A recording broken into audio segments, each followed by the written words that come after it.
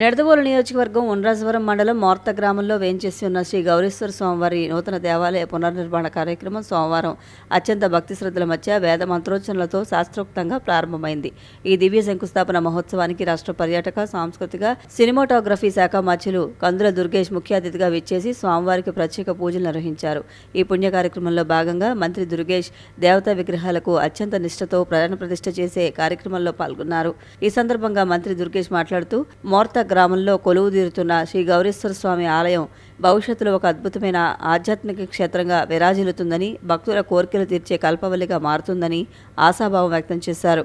కులాతీతంగా గ్రామస్తులందరూ సమిష్టిగా ఒకే లక్ష్యంతో ఈ ఆలయ నిర్మాణానికి నడుం బిగించడం నిజమైన భక్తికి నిదర్శనమని కొనియాడారు.